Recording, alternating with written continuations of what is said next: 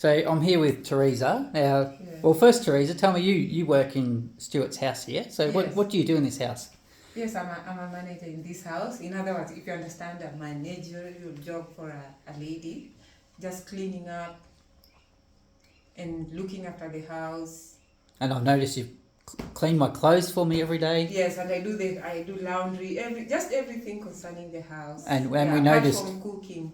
we leave our dishes and they get cleaned. And then you were away on Sunday because you don't work on Sundays. And Yes, I don't work. I work from Monday to Saturday. Yes. Until midday.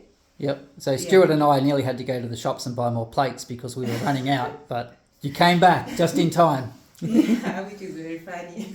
But yeah. Now, we were just talking about fertilizer, and it's very expensive. And Yes. where you come from in the village, there's lots of very small farmers. Yes, we have this lots of we have small scale farmers, and the problem here in Kenya is that I would call it corruption, because like the other time we had this scandal with the fertilizer thing, and here in Kenya we buy fertilizer from the government shops. In other words, the government supplies you at a small cost or a subsidy. Yep. So when guys went to buy these fertilizers, there were these middlemen that came up from nowhere or from everywhere, and they ended up just selling people fake fertilizers, which was very, very discouraging for farmers. And you could go there and find a bag of fertilizer that cost, by that time it was around 6,000 shillings. 6,000 shillings, yes. Which is very expensive for a normal Yes. Kenyan Yes. person. Because most of Kenyans, we don't have, there's no employment here that is... There's no employment. And if you can get a job, there's what is employment, but it's not... The percentage of people who are employed as compared to those ones who are not employed, who are not employed. The ones who are not employed is very big. Yes, yeah. But it's not that our youths, that they don't want to work. There's just nothing that they can do. Yes. There are no jobs. Even the manual of jobs, like even cleaning the toilets or whatever, or just weeding or just doing anything.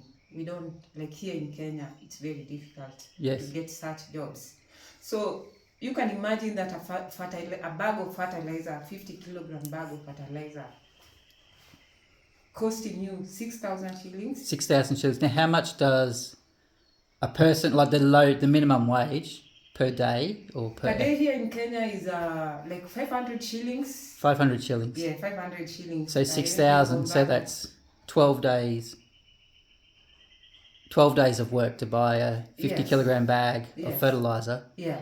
And then it's 12 days of work, and you haven't done these so many things. You haven't fed your family.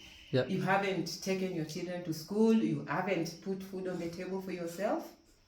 So a normal Kenya is just struggling. Yep. So guys get so frustrated. And the other time there was even this scandal with the seeds. Like here in Kenya, our staple food is maize. Yes.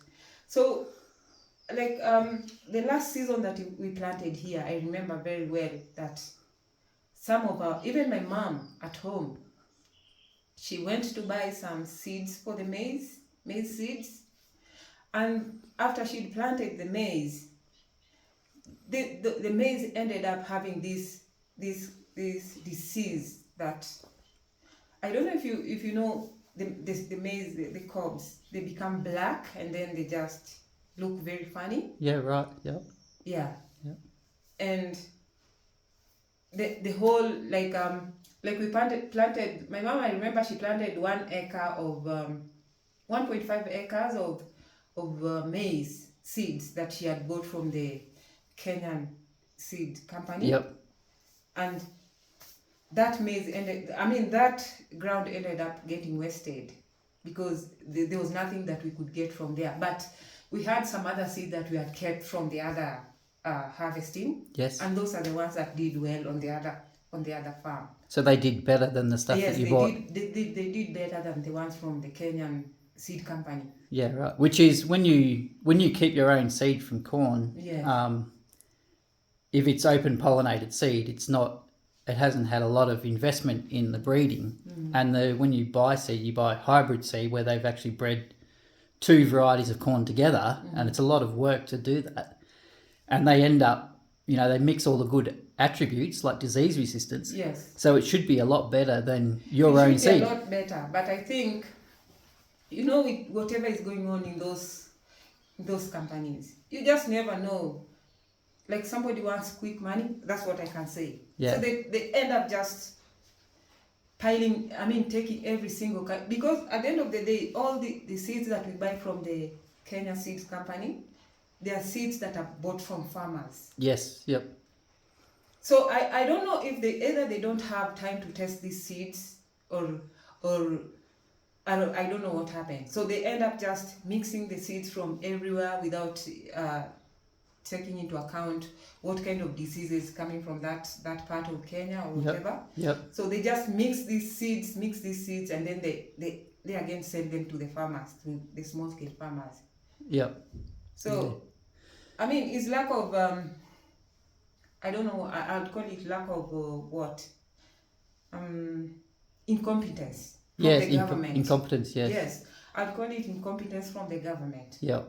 So guys just prefer the seeds that they've kept from themselves from the other harvesting. Yes. So when you harvest, like maybe this year, it seems like we might have, the guys at the village might have, even my mom tells me at home, she might get something from the numerous gardens that she has.